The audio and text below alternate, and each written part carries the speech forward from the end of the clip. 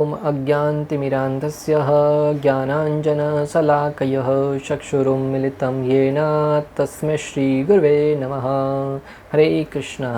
आज गीता श्रृंखला के सत्र क्रमांक 508 में आप सभी भक्तों का हार्दिक स्वागत है। आज हम श्रीमद् भगवद गीता के 15वें अध्याय के जो कि है पुरुषोत्तम योग श्लोक क्रमांक 19 का अध्ययन करेंगे। आइए, श्लोक इस प्रकार है। यो माम एव समुद्धो जानाति पुरुषोत्तमं स सर्वविद भजति माम सर्वभावेन भारत। अर्थात भगवान कहते हैं कि जो कोई भी मुझे संशय रहित होकर पुरुषोत्तम भगवान के रूप में जानता है वह सब कुछ जानने वाला है।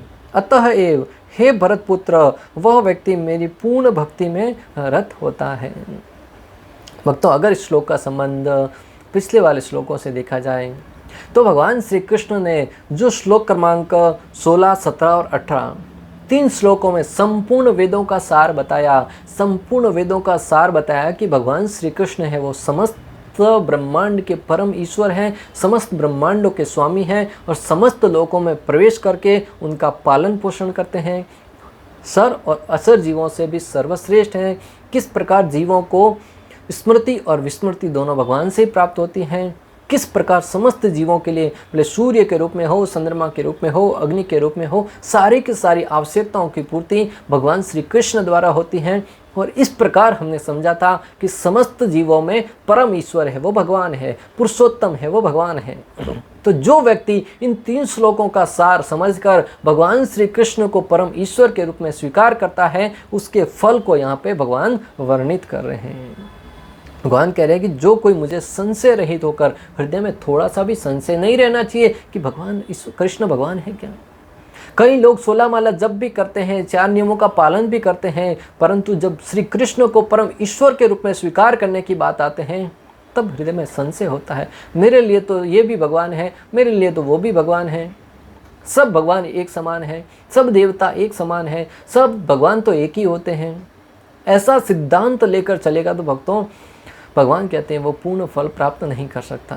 जब इतने सारे सिद्धांतों को सुनने के उपरांत हम पूर्ण रूप से जान सकते हैं कि श्री कृष्ण है वो संपूर्ण ब्रह्मांड के स्वामी हैं, इस बात की घोषणा स्वयं ब्रह्मा जी भी करते हैं, स्वयं भगवान भोलेनाथ भी करते हैं, स्वयं इंद्रदेव भी कर रहे हैं, हर जगह वेद कर रहे हैं, पुराण कर रहे हैं, इतिहास कर रहे हैं, स्मृति शास्त्र कर रहे हैं और आचार्यों के द्वारा भी इस प्रमाण की स्तुति हुई है।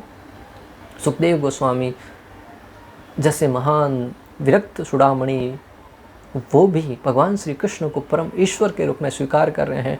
और हम अपने हृदय में संशय रखते हुए भगवान की सर्वशक्तिमता के ऊपर संशय रखेंगे तो फिर हमें पूर्ण लाभ प्राप्त नहीं होगा। भक्तों, जब तक संशय बने रहेगा हम पूर्ण शरणागति नहीं ले पाएंगे। भक्तों, महाभारत का प्रसंग, द्रौपदी सर्वप्रथम जब उसके कौरवों की सभा में निर्वस्त्र करने का प्रयास किया जा रहा था, द्रौपदी सर्वप्रथम भीष्म पितामह के पास जाती है और अपनी रक्षा की भीख मांगती है। फिर विदुर जी के पास जाती है, धृतराष्ट्र के पास जाती है, कृपाचार्य के पास जाती है।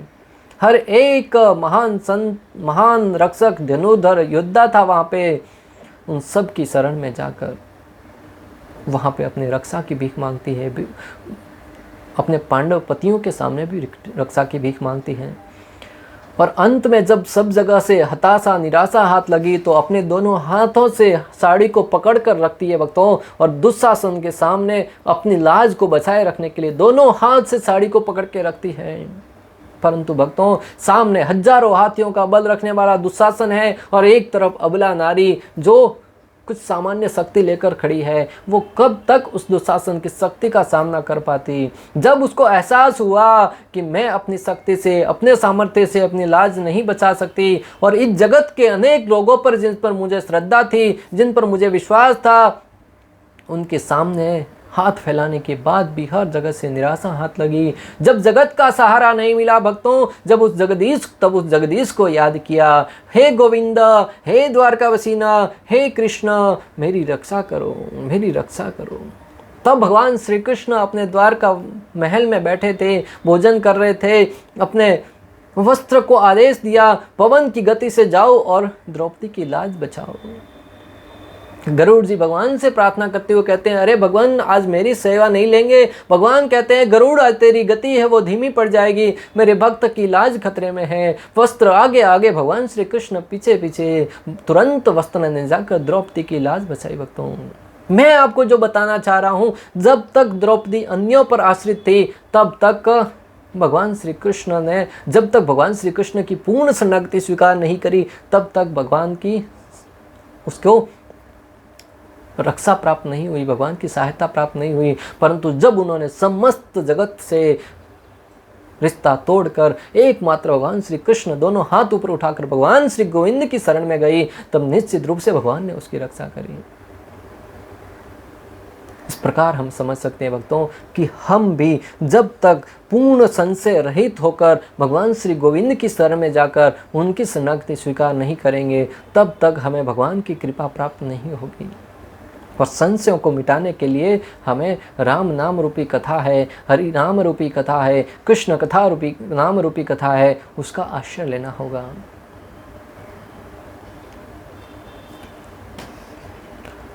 भगवान कहते हैं कि अतः हे भरत पुत्र, वह व्यक्ति मेरी पूर्ण भक्ति में रत होता है, जो संशय रहित होकर भगवान श्री कृष्ण की शरणागति कर लेता है, वही पूर्ण भक्ति में रत हो पाता है।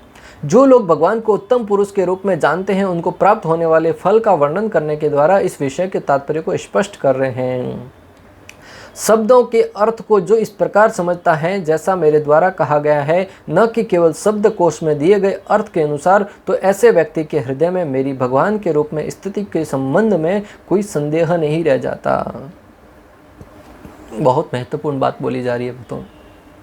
भगवान श्री कृष्ण कह रहे हैं कि जो कुछ मैं बोलना चाह रहा हूँ, मेरे कहने के भाव को जो समझता है, जो आचार्यों द्वारा की गई टीकाओं के आधार पर उस श्लोकों को समझने का प्रयास करता है, मेरे द्वारा बताए गए भाव के आधार पर उसको समझने का प्रयास करता है, वह व्यक्ति मेरी शरणागति स्वीकार करने में, पूर्ण भक्ति में लगने में जरा सा भी संशय नहीं करेगा।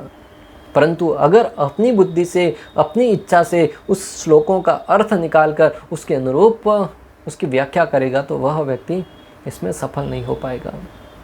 इसलिए हमें चाहिए कि हमें आचार्यों द्वारा बताए गए टीकाओं के आधार पर उस श्लोकों को, उस श्लोक के अर्थ को ग्रहण करें और उसके अनुरूप भगवान श्री कृष्ण की शरणागति स्वीकार करें। क्योंकि संस्कृत ऐसी भाषा है जिसके कई बार कई अर्थ, एक ही श्लोक के कई अर्थ निकलते हैं। एक संत समझाते हैं एक श्लोक के द्वारा कि किस प्रकार हम अपनी बुद्धि से किसी श्लोक को नहीं समझ सकते। एक श्लोक है कि एकोनवश स्त्रियाणाम स्नानात् सरयुगतः एकोन व्याघ्र भक्षित 20 पुनः आगत। 20 में एक कम, 19 स्त्रियां स्नान करने के लिए सरयू गई। एकोन व्याघ्र भक्षित, एक को शेर ने खा लिया, 20 पुनः आगत, 20 वापिस आ गई। कैसे? अगर हम अपनी बुद्धि से इस श्लोक की व्याख्या करने लगेंगे तो यही अर्थ निकलेगा कि 19 गई थी, एक को शेर ने खा लिया और 20 वापस आ गई। ये संभव ही नहीं हो सकता, हम उस श्लोक को गलत साबित कर देंगे। परंतु जब आचार्यों के मार्गदर्शन में समझने का प्रयास करेंगे भक्तों, तब उसका अर्थ होता है कि एक न, संस्कृत में पुरुष को न कहा गया है, तो एको न, एक पुरुष और 20 स्त्री। एकोन 20, एक पुरुष और 20 स्त्रियां स्नानार्थ सरयुगतः, सरयू स्नान के लिए सरयू गए। एको न व्याघ्र भक्षित, एक न अर्थात एक पुरुष को शेर ने खा लिया, 20 पुनः आगत, जितनी गई थी 20 पुनः आ गई। एक व्यक्ति था पुरुष, उसको शेर ने खा लिया। इसीलिए हमें आचार्यों की टीकाओं के ऊपर आश्रित रहना बहुत ही महत्वपूर्ण है। जो व्यक्ति इन 3 श्लोकों का अर्थ जानता है वह सब कुछ जानता है, क्योंकि ये 3 श्लोक सारे वेदों के तात्पर्य हैं। प्रारंभ में ही हमने कहा भक्तों, जो इन तीनों श्लोकों के अर्थ को जान लेता है, मर्म को जान लेता है, वह समस्त वेदों के सार को जान लेता है, क्योंकि ये तीनों श्लोक भगवान द्वारा समस्त वेदों के सार के रूप में प्रस्तुत किए गए हैं। जो परम भगवान के रूप में मेरी स्थिति को जानता है वह हर प्रकार से मेरी पूजा करता है। जो परम भगवान के रूप में भगवान श्री कृष्ण की स्थिति को जानता है वो हर प्रकार से भगवान श्री कृष्ण की पूजा करता है, भगवान श्री गोविंद की सेवा करता है। जिसे मेरी कृपा प्राप्त होती है वह वही व्यक्ति वेदों के अर्थ को समझ सकता है और भक्ति के सारे अंगों का संपादन कर सकता है। बहुत महत्वपूर्ण बात बोल रहे हैं भगवान यहाँ पर कि जिसे मेरी भक्ति प्राप्त होती, जिसे मेरी कृपा प्राप्त होती है। और कृपा कहाँ से प्राप्त होगी? वैष्णव सेवा से, भगवत सेवा से। जब व्यक्ति को भगवान की कृपा प्राप्त होगी तभी वह वेदों के सार को जान पाएगा। अन्यथा कई लोग वेदों को पढ़ने के उपरांत किसी अलग ही नतीजे तक पहुंच जाते हैं। कोई कर्म कांड में उलझ कर रह जाता है, कोई किसी सत्कर्म में लग कर रह जाता है। वो भगवान श्री कृष्ण की सर्वशक्तिमत्ता को जानने में सक्षम नहीं होता है। और जब तक जानेगा नहीं तब तक भगवान की शरणागति स्वीकार नहीं करेगा। जब तक भगवान की शरणागति स्वीकार नहीं करेगा तब तक उसके जीवन का कल्याण होने का कोई प्रश्न ही नहीं उठता। परंतु जो परम भगवान के रूप में मेरी स्थिति पर संदेह करता है तो सारे वेद पढ़ लेने के बाद भी वह अज्ञ ही रहता है। परंतु अगर सर्वशक्तिमान भगवान के रूप में भगवान श्री कृष्ण की स्थिति पर कोई संदेह करता है तो सारे वेद पढ़ने के उपरांत भी वह अज्ञानी ही बना रहेगा। और यदि वह हर तरह से पूजा भी करता है तो भी वह भक्त नहीं कहा जाएगा। ऐसे अनेक लोग हैं जो भक्ति के नाम पर भ्रमित हो जाते हैं।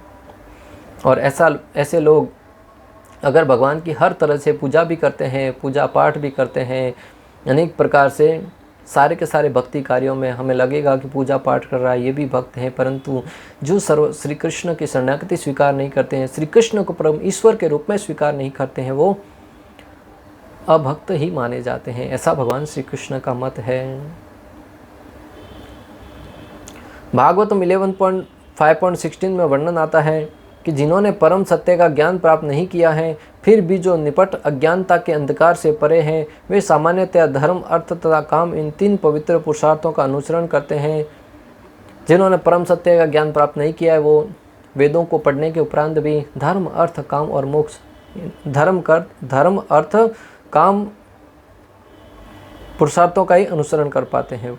वे मोक्ष की स्थिति को नहीं जान पाते हैं। अन्य किसी उच्च उद्देश्य के बारे में विचार करने के लिए समय न होने से वे अपनी ही आत्मा के हत्यारे, आत्मघाती बन जाते हैं। और सत्य को नहीं जानने के कारण वे अपने मात्र और मात्र इन सकाम कर्मों में उलझ कर रह जाते हैं। इसलिए वे अपने आत्मा के हत्यारे, आत्महत्यारे माने जाते हैं। श्री ईशोपनिषद 3 में कहा गया है कि असूर्या नाम ते लोका अंधेन तमसावृताः तास्ते प्रेता विगच्छन्ति ये के सात्म अनोहचना। आत्मा का हंता चाहे वह जो भी हो, श्रद्धा विहीन अंधकार तथा अज्ञान से पूर्ण लोकों में प्रवेश करता है। और ऐसा जो आत्महंता है वो कैसा ही व्यक्ति क्यों न हो, श्रद्धा से विहीन होने के कारण वो अज्ञानता रूपी अंधकार में प्रवेश करता है, पूर्ण रूप से अज्ञान रूपी लोकों में वो प्रवेश करता है। तात्पर्य: जीव तथा भगवान की स्वाभाविक स्थिति के विषय में अनेक दार्शनिक ऊहापोह करते हैं। जीव तथा भगवान की स्वाभाविक स्थिति के विषय में अनेक दार्शनिक हैं जो अपनी बुद्धि से ऊहापोह, इधर का उधर, उधर का इधर करके अपना व्याख्यान देते हैं। इस श्लोक में भगवान स्पष्ट बताते हैं कि जो भगवान श्री कृष्ण को परम पुरुष के रूप में जानता है वह सारी वस्तुओं का ज्ञाता है। इस श्लोक में भगवान श्री कृष्ण स्पष्ट रूप से बताते हैं कि जो भगवान श्री कृष्ण को परम ईश्वर के रूप में जानता है वही व्यक्ति सारी वस्तुओं का ज्ञाता है।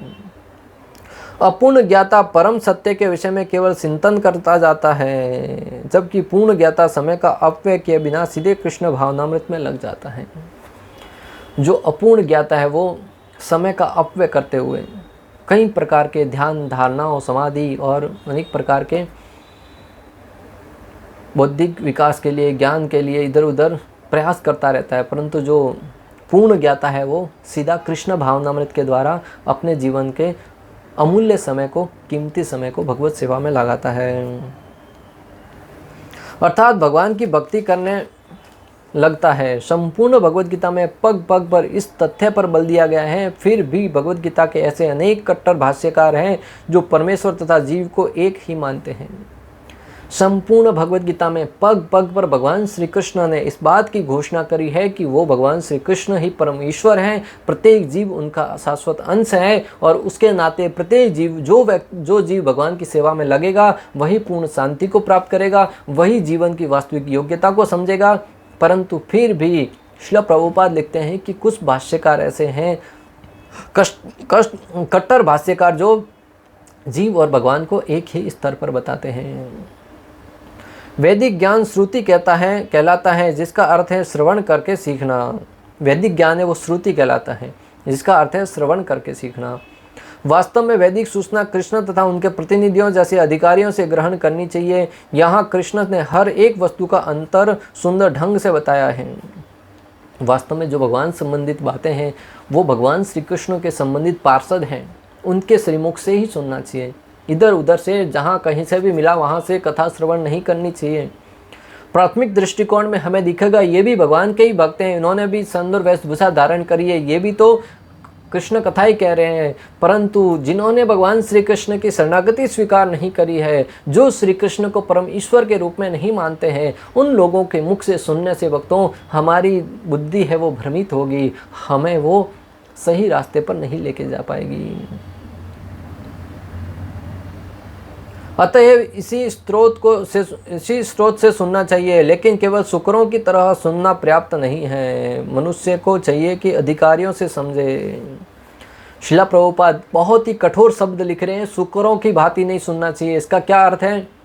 सुअर है वो इधर उधर मुंह मारता रहता है, जो कुछ खाने को मिला वो खाता रहता है, किसी वस्तु में भेद नहीं करता है।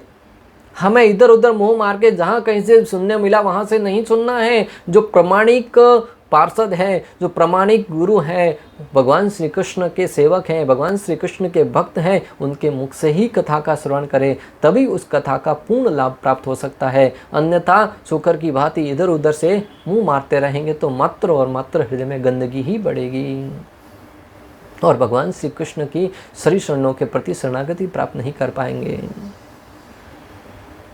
ऐसा नहीं है कि केवल शुष्क चिंतन ही करता रहे। मनुष्य को विनीत भाव से भगवत गीता से सुनना चाहिए कि सारे जीव सदैव भगवान के अधीन हैं। जो भी इसे समझ लेता है वही श्री कृष्ण के कथनानुसार वेदों के प्रयोजन को समझता है, अन्य कोई नहीं। ऐसा नहीं कि हमें शुष्क चिंतन द्वारा इधर उधर से सुनना चाहिए, हमें भगवत गीता से प्रमाणिक स्रोत से ही सुनने का प्रयास करना चाहिए। जो भगवत गीता को समझ लेता है, सुन लेता है, वह व्यक्ति पूर्ण प्रयोजन को कथनानुसार वेदों के पूर्ण प्रयोजन को समझ सकता है, अन्य कोई व्यक्ति नहीं समझ सकता। भजती शब्द अत्यंत सार्थक हैं। कई स्थानों पर भजती का संबंध भगवान की सेवा के अर्थ में व्यक्त हुआ है। यदि कोई व्यक्ति पूर्ण कृष्ण भावनामृत में रत है अर्थात भगवान की भक्ति करता है तो यह समझना चाहिए कि उसने सारा वैदिक ज्ञान समझ लिया है। अगर कोई व्यक्ति भगवान के दिव्य नामों का जप करने में लगा हुआ है और तो उसे समझना चाहिए कि उस व्यक्ति ने समस्त वेदों के सार को समझ लिया है। अहो बत स्वपचो अतो गृहान यज विहाय गृहे वर्तते नाम तुभ्य ते पुस्तपस्ते जुहुः शश्नुरार्या ब्राह्मण सुनाम गृणन्ति एते। जो व्यक्ति भगवान श्री कृष्ण के दिव्य नामों का जप करता है, कृष्ण कथा का श्रवण करता है, उस व्यक्ति के संदर्भ में शास्त्र वर्णन करते हैं कि उस व्यक्ति ने समस्त तीर्थ स्थानों में भ्रमण कर लिया है, समस्त पवित्र नदियों में स्नान कर रखा है, समस्त वेदों को पढ़ रखा है, ब्राह्मणों में सर्वश्रेष्ठ उसे मानना चाहिए। और दूसरी तरफ अगर कोई व्यक्ति ब्राह्मण परिवार में जन्म लेकर भी भगवान श्री कृष्ण की शरणागति स्वीकार नहीं करता है, उस व्यक्ति को सारे के सारे फलों से निष्फल कर दिया जाता है। वैष्णव परंपरा में यह कहा जाता है कि यदि कोई कृष्ण भक्ति में लगा रहता है तो उसे भगवान को जानने के लिए किसी अन्य आध्यात्मिक विधि की आवश्यकता नहीं रहती। भगवान की भक्ति करने के कारण वह पहले से लक्ष्य तक पहुंचा रहता है। वैष्णव आचार्यों का ऐसा मत है, अगर कोई व्यक्ति पहले से भगवत भक्ति में लगा है, भगवान श्री कृष्ण के नाम का जप करता है और कृष्ण भावनामृत में लगा है, तो उसे पूर्ण रूप से भगवत भक्ति में लगा हुआ मानना चाहिए। उसे अलग से कोई प्रयास करने की आवश्यकता नहीं रहती। वह ज्ञान की समस्त प्रारंभिक विधियों को पार कर चुका होता है। लेकिन यदि कोई लाखों जन्मों तक चिंतन करने पर भी इस लक्ष्य पर नहीं पहुंच पाता कि श्री कृष्ण ही भगवान है और उनकी ही शरण ग्रहण करनी चाहिए, तो उसका अनेक जन्मों का चिंतन व्यर्थ जाता है। बहुत महत्वपूर्ण बात बोली जा रही है भक्तों। अगर कोई व्यक्ति भगवान श्री कृष्ण को परम ईश्वर के रूप में स्वीकार करके उनकी सेवा में लग जाता है तो उसके अनेक जन्मों के फल है वो उसे पूर्ण रूप से प्राप्त हो गए हैं। और दूसरी तरफ कोई व्यक्ति कई जन्मों से शुष्क चिंतन कर रहा है, परंतु अगर वो श्री कृष्ण को परम स्वामी परम ईश्वर के रूप में स्वीकार करने में अभी भी झिझक रहा है, अभी भी कुछ न कुछ शंका कर रहा है, तो उस व्यक्ति को समस्त फलों से निष्फल कर दिया जाता है।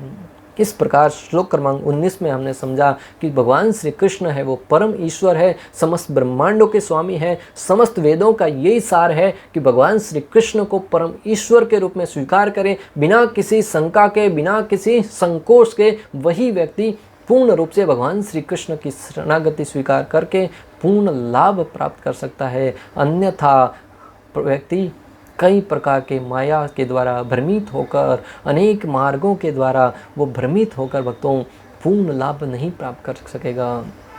इसलिए प्रमाणिक स्त्रोतों से ही भगवत कथा को सुने, प्रमाणिक स्त्रोतों के माध्यम से ही कृष्ण कथा का श्रवण करें। और जब प्रमाणिक वैष्णवों के मार्गदर्शन में कृष्ण कथा का श्रवण करेंगे तब निश्चित रूप से भक्तों हमारे हृदय का शुद्धिकरण होगा। और जब हृदय का शुद्धिकरण होगा निश्चित रूप से हम भगवान श्री कृष्ण की शरणागति स्वीकार कर पाएंगे। और जब भगवान श्री कृष्ण की शरणागति स्वीकार करेंगे निश्चित रूप से भगवान श्री कृष्ण की कृपा होगी। और जब भगवान श्री कृष्ण की कृपा होगी तो जीवन में उसके लिए प्राप्त करने के लिए और कुछ बाकी नहीं रहेगा। और यही जीवन का सार है, यही जीवन का उद्देश्य है, यही जीवन का परम गति है। इस प्रकार श्लोक क्रमांक 19 का भक्ति वेदांत तात्पर्य पूर्ण हुआ। अंत तक हमारे साथ बने रहने के लिए आप सभी का हृदयपूर्वक, प्रेम पूर्वक बहुत बहुत धन्यवाद। श्रील प्रभुपाद की जय, श्री श्री राधा गोपीनाथ भगवान की जय, श्रीमद् भगवद गीता की जय। हरे कृष्णा कृष्ण कृष्ण हरे हरे, हरे राम राम राम हरे।